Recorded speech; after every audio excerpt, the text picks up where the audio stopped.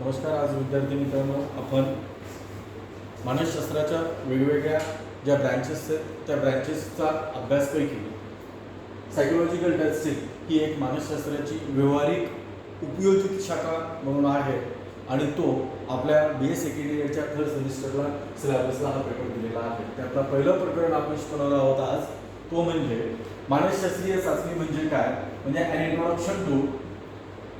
Introduction to psychological testing. या taste हा chapter first आहे. चॅप्टर फर्स्ट अंतर्गत आपणास मानसशास्त्रीय चाचण्यांची ओळख किंवा मानसशास्त्रीय चाचण्या म्हणजे काय किंवा मानसशास्त्रीय चाचण्यांचं दैनंदिन जीवनामधील महत्त्व, उपयोग आणि त्याचे स्वरूप व त्याचबरोबर मानसशास्त्रीय चाचण्यांचे हेतू उद्देश आपण शिकणार आहोत. वास्तविकता ह्या शाखेला व्यवहारिक शाखा म्हणण्याचं कारण म्हणजेच ह्या शाखेचा उपयोग करून आपणास वेगवेगळ्या क्षेत्रामध्ये त्याचं ॲप्लिकेशन करता येऊ शकतं.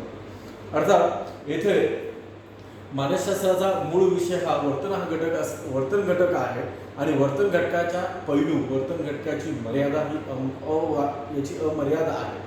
म्हणून अशा वर्तनाचं मापन करणं मानसशास्त्रामध्ये शक्य आहे का? मानवाचे शारीरिक वर्तन आपण बाह्य अंगाने ऑब्झर्व करू शकतो, त्याचं निरीक्षण करू शकतो. मात्र मानवाचे मानसिक वर्तन, बौद्धिक वर्तन, क्रियात्मक वर्तन, त्याचबरोबर भावनिक वर्तन, हे भावनिक वर्तनाचं मोजमाप करण्यासाठी विशिष्ट प्रकारचं असं काही जसं की मेडिकल फील्डमध्ये आपणास BP असेल तर आपण BPचं उपकरण लावतो आणि BP चेक करतो. त्याचप्रमाणे मानसशास्त्रामध्ये अशा प्रकारची उपकरणं नसून येथे आपणास सायकोलॉजिकल चाचण्यांचा अवलंब करून व्यक्तीमधील असलेल्या वेगवेगळ्या घटकांचा, व्यक्तीमधील असलेल्या वेगवेगळ्या पैलूंचा शोध घेणे सहज शक्य होत असते. याचा जर विचार केला की व्यक्ती तितक्या प्रवृत्ती आपण अनेकदा म्हणतो, प्रत्येक व्यक्ती ह्या वेगवेगळ्या क्षमतांनी व्यापलेली आहे. अर्थातच प्रत्येक व्यक्तीच्या गुणधर्मामध्ये भेद आढळून येतो. म्हणूनच व्यक्तिभेदाचे मानसशास्त्र हे या शाखेतून उदयास आलेले आहे. येथे व्यक्तिभेदाचा आपण विचार जर केला तर अभिवृत्ती, अभिक्षमता, निवड, प्रेरणा किंवा प्रत्येकाची आवड, निवड, व्यक्तित्व गुण, अशा अनेक प्रकारचे जे काही व्यक्तीमधील असलेले गुणधर्म आहेत या वेगवेगळ्या स्वरूपाचे दिसून येतात. एवढेच नव्हे तर एकाच फलितांनामधून एकांड जुळवणीची दोन जुळे मुळे जर जन्मास आले तर दोघांची सुद्धा बुद्धिमत्तेची पातळी ही भिन्न भिन्न आढळून येते, त्यांची उपलब्धी प्रेरणा सुद्धा भिन्न भिन्न आढळून येते. म्हणून प्रत्येक व्यक्ती ह्या त्यांच्या क्षमतांपासून एकमेकांपासून भिन्न आहे. या गुणधर्मांचं मोजमाप करण्यासाठी ज्या चाचण्यांचा वापर केला जातो त्या चाचण्यांना मानसशास्त्रीय चाचण्या असे म्हणतात. मानसशास्त्रीय चाचण्यांचा मानसिक, शैक्षणिक, सांस्कृतिक, सामाजिक, रोजगार अशा विविध घटकांच्या मापन करण्यासाठी मानसशास्त्रीय चाचण्या ह्या व्यवहारात उपयोगी केल्या जातात. प्रारंभी अगदी सुरुवातीच्या कालखंडामध्ये जर विचार केला तर शैक्षणिक वर्गीकरण, निवड म्हणजे एखाद्या पदावर एखाद्या व्यक्तीचं सिलेक्शन करण्यासाठी किंवा त्याचं क्लासिफिकेशन करण्यासाठी किंवा नियोजन करण्यासाठी आपण वेगवेगळ्या क्षेत्रामध्ये मानसशास्त्रीय चाचण्याचा अवलंब हा मोठ्या प्रमाणात करण्यात येत आहे. पाश्चात्य देशाचा विचार केला आणि भारताचा जर विचार केला तर परिस्थिती ही भिन्न भिन्न आहे. आता सायकोलॉजिकल टेस्टिंग बद्दल, मनोमापनाबद्दल किंवा मानसशास्त्रीय चाचण्यांबद्दल भारतात अवेअरनेस क्रिएट झालेलं आहे. पण पाश्चात्य देशामध्ये अनेक वर्षापासून मानसशास्त्रीय चाचण्यांचा प्रामुख्याने उपयोग करूनच त्या व्यक्तीची निवड किंवा त्या व्यक्तीसाठी एक विशिष्ट प्रकारचं नियोजनबद्ध प्रोग्राम असा तयार केला जात असत. आज पाश्चात्य देशाच्या तुलनेमध्ये भारतामध्ये याची संख्या खूप कमी प्रमाणात वाढत आहे. मात्र आनंदाची गोष्ट अशी आहे की आज भारतामध्ये देखील सायकोलॉजिकल टेस्टिंगचा अवलंब मोठ्या प्रमाणात केला जात आहे. मग हा काय गरज असेल मनोमापन करण्याची, अर्थात सायकोलॉजिकल टेस्टिंग करण्याची, मानसशास्त्रीय चाचण्यांचा अवलंब करण्याची गरज काय असेल? एक छोटंसं उदाहरण देतो, तो म्हणजे शैक्षणिक क्षेत्रामध्ये मानसशास्त्रीय चाचण्या ह्या कशा वापरल्या जातात किंवा शैक्षणिक क्षेत्र यामध्ये सायकोलॉजिकल टेस्टिंगचा कसा उपयोग होतो. प्रथमतः अभ्यासक्रम हा महत्त्वाचा असतो. अभ्यासक्रम तयार करत असताना सर्वप्रथम तो अभ्यासक्रम कोणत्या गटासाठी, कोणत्या एका विशिष्ट घटकासाठी तयार केला जात आहे याचा विचार केला जातो. अर्थात अभ्यासा विद्यार्थी केंद्रित तयार करत असताना त्या अभ्यासक्रमाची रचना ही विद्यार्थ्यांच्या सार्वभौम पद्धतीने, सार्वभौम पद्धत हा शब्द मी मुद्दाम वापरला कारण एक युनिव्हर्सल अभ्यासक्रम आपल्याला तयार करावायचा असतो. फॉर एक्झाम्पल 10वी वर्गामध्ये शिकणारा मुलगा आहे, 10वी वर्गामध्ये शिकणारा 50 जर विद्यार्थी असतील तर 50 विद्यार्थ्यांसाठी हा एकच सिलेबस असतो त्या शाळेमध्ये. त्याचबरोबर त्या जिल्ह्यामध्ये अनेक प्रकारच्या शाळा असतात, त्या सर्व शाळांमध्ये सुद्धा अभ्यासक्रम हा सारखाच असतो आणि याला कंट्रोल करणारं स्टेट आहे. या स्टेट लेवलला किंवा नेशन लेवलला सुद्धा सिलेबस हा सेम असतो. अर्थात येथे या 50 विद्यार्थ्यांचा आपण विचार करतोय. हे 50 विद्यार्थी जे आहेत त्या 50 विद्यार्थ्यांमध्ये वेगवेगळ्या गुणधर्मांचे विद्यार्थी असू शकतात. प्रत्येकाची बौद्धिक कुवत म्हणजे त्याचा आयक्यू हा वेगवेगळा असू शकतो, त्याचा इक्यू वेगळा, एसक्यू वेगळा असू शकतो, इक्यू वेगळा असू शकतो, अचिव्हमेंट लेवल किंवा उपलब्धी प्रेरणा ही भिन्न भिन्न असू शकते. म्हणून अभ्यास तयार करत असताना सर्वप्रथम त्या विद्यार्थ्याचा बौद्धिक क्षमतांचा, अभिक्षमतांचा विचार करून अभ्यासक्रम तयार करण्यासाठी मानसशास्त्रीय चाचण्यांचा अवलंब केला जात असतो. तसेच शालेय जीवनाचा जर विचार केला तर अभ्यासक्रमापुरतच मर्यादित नसून तर मतिमंदत्वाची पातळी किंवा मतिमंदत्वाचा शोध घेणे व त्यांच्या कारणांचा शोध घेणे, त्याचबरोबर त्यासाठी असलेला IAP ज्याला म्हणतो आपण, IAP इंडिव्हिज्युअल एज्युकेशनल प्रोग्राम म्हणजे ट्रेनिंग प्रोग्राम, आपण कोणते अभ्यासले पाहिजे, अध्यापनाच्या पद्धती कोणत्या असल्या पाहिजे, अध्ययनाचे वर्गामध्ये स्वरूप कसे असले पाहिजे, अध्यापन वर्गामध्ये कसं केलं गेलं पाहिजे इत्यादी बाबत शैक्षणिक मार्गदर्शन करण्यासाठी मानसशास्त्रीय चाचण्यांच्या सहाय्याने काढलेल्या निष्कर्षांचा उपयोग केला जात असतो. दुसरं जर क्षेत्र जर आपण विचार केला तर इंडस्ट्रियल किंवा औद्योगिक क्षेत्रामध्ये योग्य व्यक्तीची योग्य व्यवसायाकरिता निवड करण्याकरिता मानसशास्त्रीय चाचण्यांचा आधार घ्यावा लागतो. उदाहरणार्थ एखाद्या व्यक्तीमध्ये मोटर स्किल हा अतिशय जास्त प्रमाणात आहे आणि त्याला कलरीकरणाचं जर काम केलं तर तेथे तो त्या कार्याशी समायोजन करू शकणार नाही, तेथे तो मिळतो जुळतो घेऊ शकणार नाही. मग अशा वेळेस perfect person for perfect job म्हणजे योग्य व्यक्तीची निवड योग्य कामासाठी केल्यास ती व्यक्ती कार्यस्थळी आनंदाने, उत्साहाने, समाधानाने काम करू शकते आणि सॅटिस्फॅक्शन लेवल हायली असेल तर त्याचा परफॉर्मन्स लेवल हा सुद्धा जास्त असू शकतो. हा हेतू आज इंडस्ट्रियल क्षेत्रामध्ये, इंडस्ट्रियल फील्डमध्ये पाश्चात्य देशात आणि आपल्या देशामध्येही समोर ठेवूनच त्या कर्मचाऱ्याची निवड केली जाते. म्हणजे सिलेक्शन प्रोसेस करत असताना आपणास कोणत्या व्यक्तीची निवड करावी याबाबत मार्गदर्शन करण्यासाठी, याबाबत योग्य व्यक्तीची दिशा ठरवण्यासाठी मानसशास्त्रीय चाचण्यांचा आधार घेतला जातो किंवा मनोमापनाचा आधार घेतला जातो. आज सर्व क्षेत्रामध्ये असं कोणतेही क्षेत्र नाहीये की तेथे मानसशास्त्रीय टेस्टिंग, सायकोलॉजिकल टेस्टिंगचा आधार न घेता एखाद्या व्यक्तीची निवड केली जात असेल किंवा एखादा अभ्यासक्रम तयार केला जात असेल किंवा एखादी अध्यापनाची पद्धत तयार केलेली जात असेल. प्रत्येक क्षेत्रामध्ये मानसशास्त्रीय चाचण्यांचा द्वारे काढलेल्या निष्कर्षांच्या आधारे त्या क्षेत्रामध्ये योग्य सल्ला व मार्गदर्शन करण्यासाठी हा विषय अत्यंत उपयोजित विषय म्हणून समजला जातो. म्हणूनच सुरुवातीला मी शब्द वापरला की मानसशास्त्राची ही एक व्यावहारिक शाखा आहे, कारण की याद्वारे काढलेले जे निष्कर्ष आहेत त्या निष्कर्षाच्या आधारावर सिद्धांतांची निर्मिती केली जाते, या निष्कर्षांच्या आधारावर योग्य व्यक्तीची निवड केली जाते, या निष्कर्षांच्या आधारावर एक क्रमबद्धता, एक नियोजनबद्धता केली जाते. अर्थात येथे मानसशास्त्र हे म्हणजे मनोमापन ही एक अशी ब्रांच आहे की ते सायकोलॉजीच्या क्रियाशीलतेचा प्रतिनिधित्व करत असते. शब्द कोणता वापरला? क्रियाशीलता. म्हणजे इथे ऍक्टिव्हली गुणधर्मांचा शोध घेतला जातो, व्यक्तीमधील असलेल्या वेगवेगळ्या विशिष्ट घटकांचा शोध घेतला जातो आणि त्या घटकांच्या आधारावर पुढील जे नियोजनबद्धता आहे ती नियोजनबद्धता ही आखली जाते. अर्थात मग शालेय जीवन असेल, महाविद्यालयीन जीवन असेल, औद्योगिक क्षेत्र असेल, त्याचबरोबर डिफेन्स मध्ये सुद्धा आपण मानसशास्त्रीय चाचण्यांच्या आधारे निष्कर्ष काढले जातात आणि त्यानुसारच तेथे प्रश्नोत्तरी सिलेक्शन केलं जातं.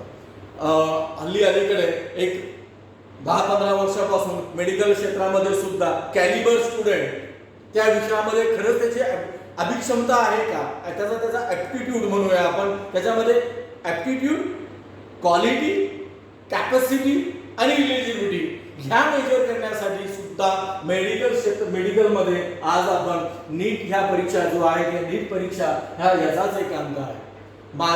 सनदी सेवेमध्ये जर नोकर भरती करावयाची असेल तर तेथे सुद्धा मनोमापनाचा अवलंब केला जातो. म्हणूनच आपण जे काही मुलं म्हणतात की सर मी आता ग्रॅज्युएशन नंतर MPSC करणार आहे. MPSC करणार आहे अर्थात एज्युकेशनल अकॅडमिक नॉलेज बरोबरच सायकोलॉजिकल टेस्टिंगचं सुद्धा तिथं ज्ञान दिलं जातं आणि त्या टेस्टिंगच्या आधारावर जी कॅलिब्रिटी आहे ज्याच्यामध्ये परफेक्ट आणि हाय कॅपॅसिटी आहे किंवा क्वालिटीज आहे अशा व्यक्तींची निवड करून ती व्यक्तीला त्या पदाची जिम्मेदारी दिली जाते. अर्थात हा अप्लिकेबल आणि क्रियाशील विषय, व्यावहारिक विषय म्हणून मनोमापन किंवा मानसशास्त्रीय मापन या विषयाकडे बघितला जातो. चिकित्सात्मक क्षेत्रामध्ये डायग्नोसिस करत असताना आपला मानसशास्त्रामधलं चिकित्सात्मक क्षेत्र ज्याला क्लिनिकल फील्ड म्हणूया, क्लिनिकल सायकोलॉजी म्हणूया, त्या क्लिनिकल फील्डमध्ये सुद्धा मनोमापनाचा मोठ्या प्रमाणात अवलंब केला जातो.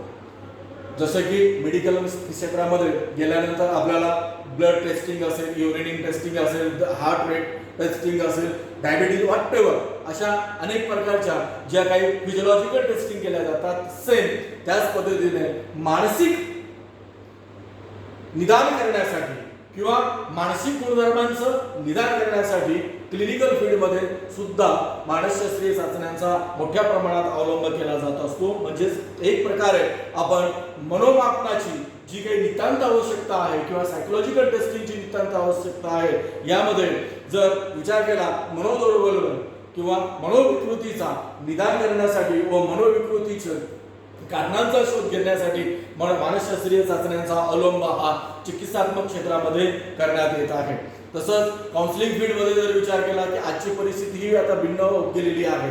प्रत्येक पालक हा अवेअर झालेला आहे, विशेषतः शहरी भागातील पालक. त्याचबरोबर याचा आता जो लोंढा आहे तो लोंढा ग्रामीण भागामध्ये सुद्धा पालकांपर्यंत पोहोचत आहे आणि पालक सुद्धा आपल्या मुलाचं अकॅडमिक अचिव्हमेंट किंवा त्याच्या अकॅडमिक कॅपॅसिटी पोटेन्शियलिटी टेस्टिंग करण्यासाठी मोठ्या प्रमाणात मानसशास्त्राचा चाचणीचा आधार घेत असतात. म्हणजे येथे आपण त्या विद्यार्थ्यांमधील अभिक्षमतांचा योग्य वेळी शोध घेतला, त्याच्यामधील असलेल्या गुणधर्मांचा योग्य वेळी शोध घेतला तर त्या मुलाला परफेक्ट एज्युकेशन पालक देण्यासाठी सक्षम होऊ शकतात नसतात. आज बरेच असे उदाहरणं आहेत की मुला आई वडिलांच्या इच्छेपोटी मेडिकलला ॲडमिशन घेतलं, मेडिकलचे 2-3 वर्ष घालवले आणि नंतर याचे पेपरमध्ये आपण बातम्याही वाचतो की उच्च शिक्षित तरुणाने आत्महत्या केली. 10वीमध्ये कमी गुण मिळाले म्हणून आत्महत्या केली, 12वीमध्ये कमी गुण मिळाले म्हणून आत्महत्या केली, नीटमध्ये कमी स्कोर आला म्हणून आत्महत्या केली. अशा असंख्य प्रकारचे जे काही नवीन पिढी जी येत आहे या नवीन पिढीचा योग्य वेळी डायग्नोसिस न झाल्यामुळे, योग्य वेळी त्यांच्या क्षमतांचं आपण निदान न केल्यामुळे आपण नको त्या क्षेत्राकडे भरकटत असतो. म्हणून आपल्या एज्युकेशनल लाईफची, आपल्या करिअरची योग्य दिशेने निवड करण्यासाठी किंवा शालेय जीवनामधील योग्य दिशेने पुढे जाण्यासाठी मानसशास्त्रीय चाचण्यांद्वारे निष्कर्ष काढून जर आपण आपली दिशा ठरवली तर नक्कीच आपण त्या क्षेत्रामध्ये यशस्वी होऊ शकतो. येथे जर एक ॲप्लिकेबल जर विचार केला की मनोमापन हे का गरजेचं आहे तर या सर्व चर्चेवरून तुमच्या लक्षात आलंच असेल. म्हणजे शालेय जीवनाची पायरी चढण्यापासून ते अभ्यासक्रमाच्या निवडीपासून एका विशिष्ट करिअरची सुरुवात करेपर्यंत आणि तेथे आपल्याला जॉब प्राप्त करेपर्यंत मानसशास्त्रीय चाचण्या किंवा सायकोलॉजिकल टेस्टिंगचाच आधार घ्यावा लागतो. म्हणून या मानसशास्त्रीय चाचण्यांची उपयुक्तता लक्षात घेतल्यास आपल्याला असं ठरेल की शारीरिक जे डायग्नोसिस टेस्टिंग आहे त्यापेक्षा जास्त आणि अनन्यसाधारण महत्त्व या मानसिक किंवा मनोमापन टेस्टिंगला आज प्राप्त झालेले आहे. डायग्नोसिस हा खूप महत्त्वाचा आहे. फॉर एक्झाम्पल मुलाचं वर्गामध्ये लक्ष लागत नाही, मुलगा घरामध्ये चिडचिड करतो, किंवा नवरा बायकोचे क्लासेस होतात, किंवा मालक आणि कर्मचाऱ्यांचे क्लासेस होतात, पण रिझनिंग काय आहे, याच्यामागे कारण कोणतं आहे, कॉझल फॅक्टर कोणते आहे, नेमकं कुठं आहे, फॅसिलिटीज सगळ्या दिल्या जातात विद्यार्थ्याला. पालक, शिक्षक सर्व फॅसिलिटीने पुढे नेत असतात, तरी देखील विद्यार्थ्यांचा स्टडी हॅबिटचे प्रॉब्लेम क्रिएट होतात. इथे जर ऑर्गनायझेशनचा जर विचार केला तर ऑर्गनायझेशन मध्ये सुद्धा एम्प्लॉई आणि एम्प्लॉयर हे सुद्धा एक विशिष्ट हेतूने पुढे जात असतात, तरी देखील तेथे क्लासेस निर्माण होतात. कारणं कोणती आहेत, तर अशा कारणांचा शोध घेण्यासाठी मानसशास्त्रीय चाचण्यांचा आज व्यवहारात अतिशय अनन्यसाधारण साधारण महत्त्व प्राप्त झालेले आहे. अर्थात उशीर का होईना भारतामध्ये याचा प्रारंभ मोठ्या प्रमाणात झाल्याचा दिसून येतो, आणि मानसशास्त्रीय टेस्टिंग आहे, सायकोलॉजिकल टेस्टिंग हा जो विषय आहे, या विषयाची व्याप्ती सुद्धा दिवसेंदिवस वाढत आहे. याच्यात आपण पुढे शिकणार आहोत की सायकोलॉजिकल टेस्टिंग म्हणजे काय आणि त्याचे स्कोप कसे वाढत गेलेले आहेत. इन द सेन्स केवळ बिहेवियरल इश्यूज पुरते सायकोलॉजिकल टेस्टिंग मर्यादित नसून न्यूरो बिहेवियरल इश्यूज सुद्धा आज भारतामध्ये मोठ्या प्रमाणात टेस्ट केले जातात, आणि त्याचा आधार असतो सायकोलॉजिकल टेस्टिंग.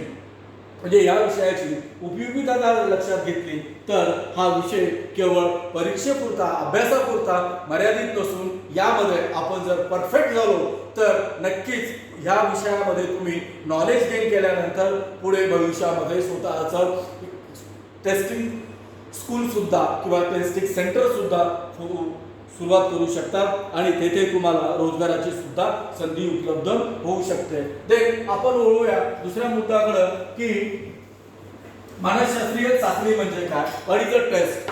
काय आठवत असेल, मानसशास्त्रीय चाचणी म्हणजे काय, याची डेफिनेशन काय असू शकते, याची डेफिनेशन काय असू शकते. यामध्ये प्रश्न असा निर्माण होतो की या चाचण्यांचा आपला काय संबंध, सायकोलॉजिकल टेस्टिंग का करावी. आपण तर दररोज सुरळीत व्यवहार पार पाडतो, सामान्य पद्धतीने जीवन जगतो, समाजाच्या मानदंडाप्रमाणे आपलं वर्तन असतं, मग आता टेस्टिंगची काय गरज आहे. रोजच्या व्यवहारात असं म्हटलं जातं की मानसशास्त्रीय मापन हे असे साधन आहे की ज्या आधारावर व्यक्तीच्या व्यावहारिक, व्यक्तीच्या दैनंदिन वर्तनाच्या घटकांचे, वर्तनाच्या पैलूंचे, वर्तनाच्या अंगांचे मापन होऊ शकते, व ज्यामुळे एखाद्या व्यक्ती संदर्भात निर्णय घेण्यासाठी किंवा त्या व्यक्तीला समजून घेण्यासाठी, समजून घेणे म्हणजे अंडरस्टँडिंग, बघा हा शब्द वापरला, समजून घेणे, समजून घेण्यासाठी मानसशास्त्रीय चाचण्यांचा उपयोग होतो. अर्थात ह्या चाचण्यांद्वारे वेगवेगळ्या, जसं की इथे समजून घेणे आणि वर्तनांवर व्याख्या पाहत असताना थोडस तुम्हाला याचा फोड करून दाखवतो की समजून घेणे, समजून कशाला घ्यायचं आहे, समजून घ्यायचं आहे त्याच्या वर्तनांना. मग हे वर्तनांग कोणते आहेत, भावनिक अंग असेल, मानसिक अंग असेल, क्रियात्मक अंग असतील, व्यक्तित्व गुण असतील, अशा असंख्य प्रकारच्या व्यक्तिपैलूंना समजून घेण्यासाठी, या व्यक्तिपैलूंचा शोध घेण्यासाठी मानसशास्त्रीय चाचण्यांचा अवलंब केला जातो, उपयोग केला जातो. म्हणून मानसशास्त्रीय चाचण्यांच्या या व्याख्याचा विचार केला तर प्रत्येक शास्त्रज्ञांनी वेगवेगळ्या पद्धतीने ह्या चाचण्याची व्याख्या, मानसशास्त्रीय चाचणीची व्याख्या मानून मानसशास्त्रीय चाचण्यांचं स्वरूप स्पष्ट करण्याचा प्रयत्न केलेला आहे. अर्थात आपण येथे पुढे मानसशास्त्रीय चाचणी म्हणजे काय आणि चाचणीचं स्वरूप समजावून घेत असताना सर्वप्रथम टेस्ट म्हणजे काय हे बघूया. आता टेस्ट कशाला म्हणतात, test, what is the test. Test म्हणजे आपण दररोज एक टेस्ट घेतो ती टेस्ट नव्हे. टेस्ट या शब्दाचा अर्थ होतो की व्यक्तीच्या ठिकाणी असणाऱ्या खऱ्या वास्तव गुणधर्मांचं मापन करणे म्हणजेच टेस्ट होय. बघा किती सुंदर व्याख्या आणि अर्थपूर्ण व्याख्या. वास्तव व खऱ्या गुणधर्मांचे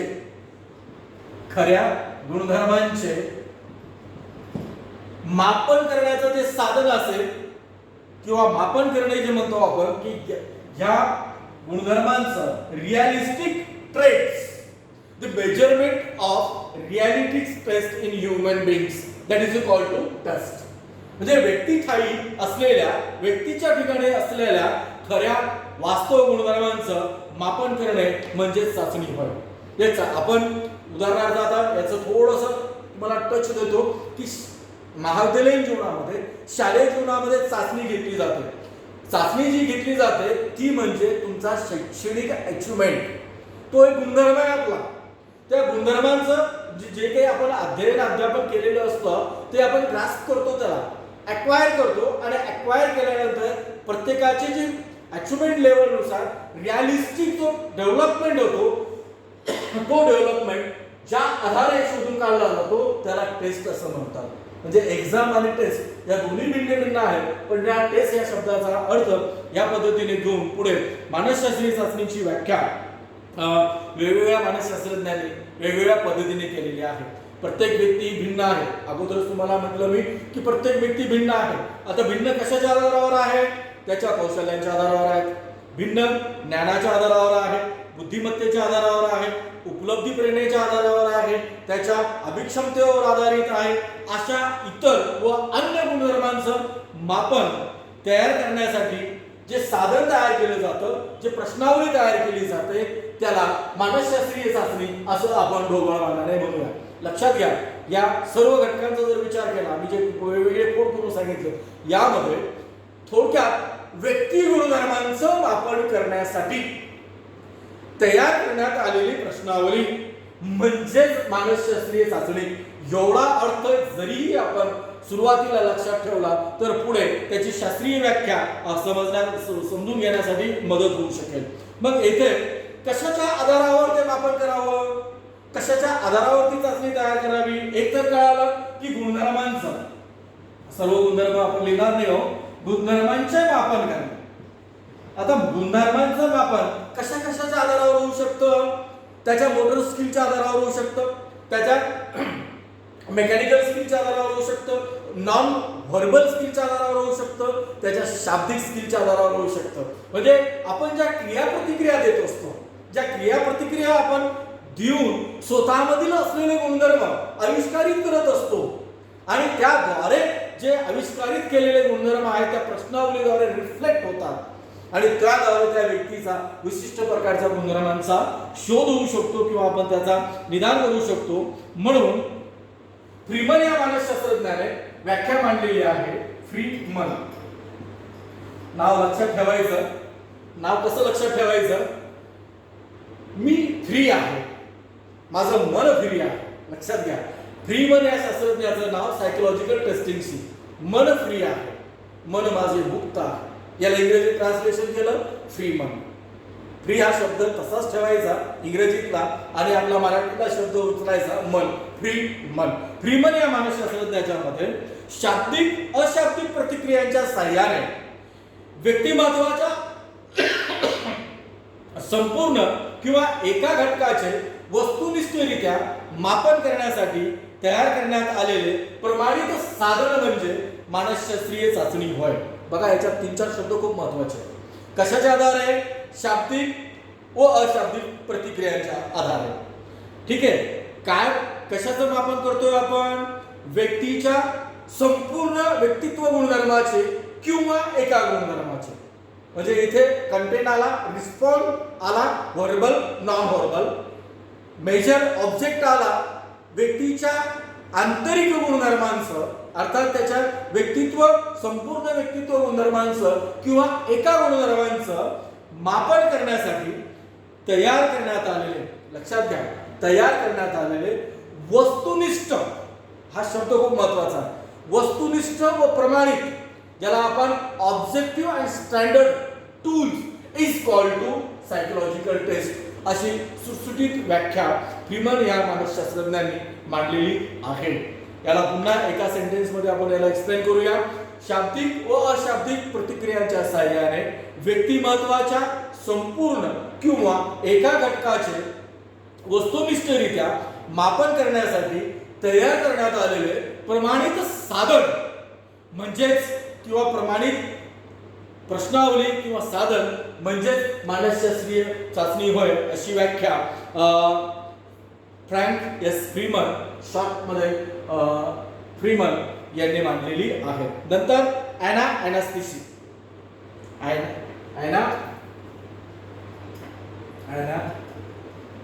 ॲनास्थेसिस ह्या प्रसिद्ध लेखिका सुद्धा आहे आणि यांनी मानसशास्त्रीय चाचण्या या विषयावर सायकोलॉजिकल टेस्टिंग या विषयावर असंख्य प्रकारचं संशोधन केलेलं आहे आणि असंख्य प्रकारचं लेखन सुद्धा केलेलं आहे.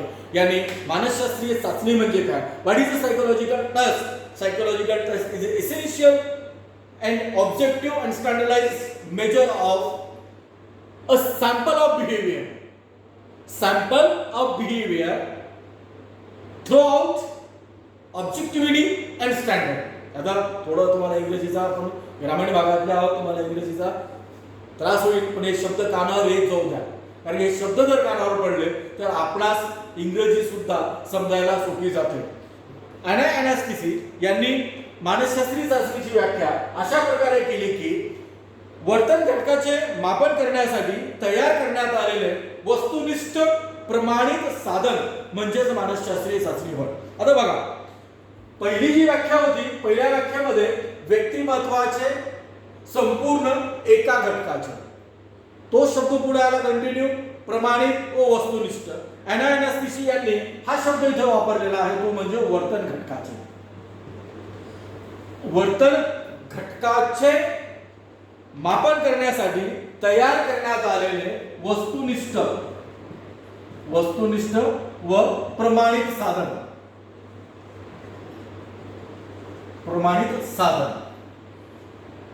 हे शब्द खूप महत्वपूर्ण आहे. वर्तन घटक अमर्याद आहे. एका व्यक्तीमध्ये अनेक प्रकारचे गुणधर्म आहेत, अनेक प्रकारचे घटक व्यक्तित्व घटक आपल्याला दिसून येतात. काही लोक उत्साही असतात, काही लोक निरुत्साही असतात, काही लोक बहिर्मुखी असतात, काही लोक अंतर्मुखी म्हणजे गप्प बसणारे, काही लोक बोलघेवळे असतात, काही लोक आपल्याच विश्वामध्ये राहणारे असतात, काही लोक प्रामाणिक असतात, काही लोक आज्ञाधारक असतात. अशी जर यादी तयार केली तर कॅटलच्या मते 18,000 गुणधर्म एका व्यक्तीमध्ये सापडतात. म्हणजे बघा वर्तन घटक किती मोठा आहे. म्हणजे ह्या वर्तन घटकाचं ॲनास्थेसिस यांनी क्लासिफिकेशन न करता, डिस्क्रिप्शन न करता त्यांनी सरळ स्पेसिफिक शब्द वापरला, तो म्हणजे वर्तन घटक. Behavioural object. या बिहेवियरल ऑब्जेक्ट मध्ये मागे सांगितल्याप्रमाणे भावनिक, मानसिक, क्रियात्मक व्यक्तित्व. भावनिक गुणधर्मांचा जर विचार केला तर इथे असंख्य प्रकारचे तुम्हाला यादी गुणधर्मांची मिळेल. मानसिक गुणधर्मांचं जर केलं तर इथे असंख्य प्रकारची तुम्हाला गुणधर्मांची यादी मिळेल. क्रियात्मक तसंच आहे, व्यक्तित्व गुणांचं सुद्धा तसंच आहे. या घटकांचं मापन करण्यासाठी तयार करण्यात आलेली वस्तुनिष्ठ आणि प्रमाणित साधन. वस्तुनिष्ठता म्हणजे याच्यामध्ये व्यक्तिनिष्ठता नसते. फॉर एक्झाम्पल, पेपर माझ्या हाती आला आहे, सोम्या गोम्या कोण आमका ढमका माझ्या ओळखीचा आहे, अरे याचा काना चुकलेला, अरे याचा एक शब्द चुकलेला, हरकत नाही, याला 1 पैकी 1 मार्क देऊन टाकू. ठीक आहे. आणि ज्या मुलाने बरोबर सेम एज इट इज उत्तर दिले, उदाहरणार्थ मानसशास्त्राची पहिली प्रयोगशाळा डॅश यांनी स्थापन केली व डॅश विद्यापीठात सुरुवात झाली. एखाद्याने फक्त जर्मनी टाकलं तरी देखील त्याला मार्क दिला जातो, एखाद्याने फक्त ऊन टाकला तरी मार्क दिला जातो. येथे ऑब्जेक्टिव्हिटी नसते. ऑब्जेक्टिव्हिटी आहे क्लिअर कट. जसं ऑब्जेक्टिव्हली जे आहे, जे उत्तर असेल तेच उत्तर, याच्यामध्ये व्यक्तिनिष्ठता मूल्यमापनाची दिसून येत नाही. म्हणजे घटकांचा मापन करत असताना व्यक्तिनिष्ठता, व्यक्तीचा प्रभाव, व्यक्तीच्या विचारांचा प्रभाव, जसं की आपला परिचयाचा आहे 2 मार्क शिल्लक दिलं तर हरकत नाही, तसं मानसशास्त्रीय चाचणीमध्ये दिसून येत नाही. वस्तुनिष्ठपणे जे गुणधर्म असतील त्या गुणधर्मांसाठी तयार करण्यात आलेले प्रामाणिक असतील, त्या प्रामाणिक आणि मानदंडाप्रमाणे येथे व्यक्ती घटकांचं, व्यक्ती गुणधर्मांचं मापन केलं जातं. देन प्रमाणित is a standard tool. Standard tool म्हणण्याचा अर्थ, हा शब्द कसा अभिप्रेत आहे.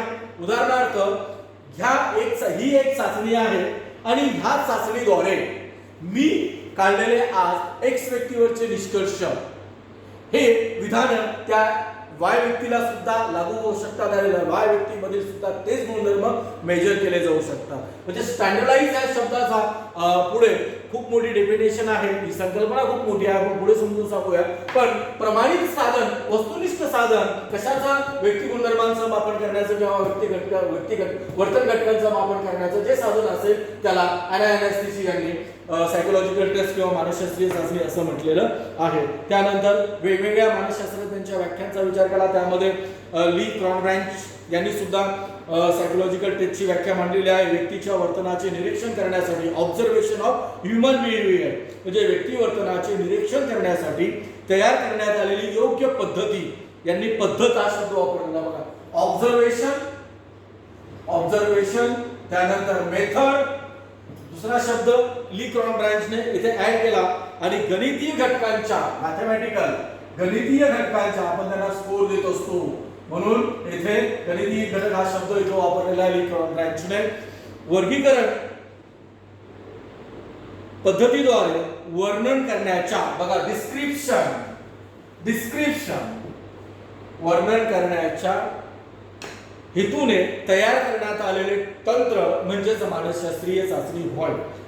या व्याख्येचं पुन्हा आपण थोडंसं डिस्क्रिप्शन घेऊया. इथे व्यक्ती वर्तनाचे निरीक्षण, ऑब्झर्वेशन करत असतो आपण, ते ऑब्झर्वेशन बाय टूल असेल किंवा फील्ड टेस्टद्वारे असेल. ते करण्यासाठी, ऑब्झर्वेशन करण्यासाठी तयार करण्यात आलेली पद्धत, मेथड, कशाद्वारे करतो आपण, दॅट इज अ मेथड. आणि ती ऑब्झर्वेशन केल्यानंतर जो काही आउटकम मिळतो, रिस्पॉन्स दिले जातात, त्याला स्कोर असतो. म्हणजे ते गणितीय घटकांद्वारे वर्गीकरण पद्धतीद्वारे वर्णन करण्यासाठी तयार करण्यात आलेले साधन, अशा प्रकारची व्याख्या ली क्रॉनब्रँच यांनी केलेली आहे.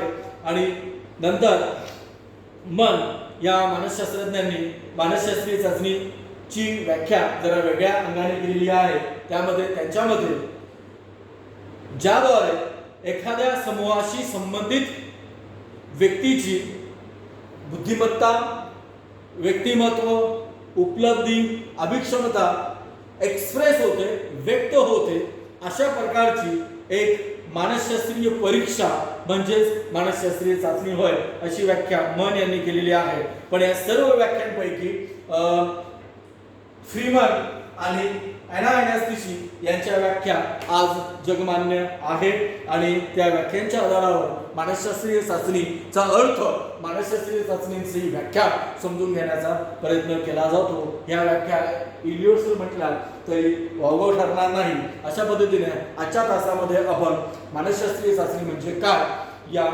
मुद्दा कंटेंट बघितलेला आहे. काही समजलं नसेल तर नक्कीच मला विचारा. धन्यवाद.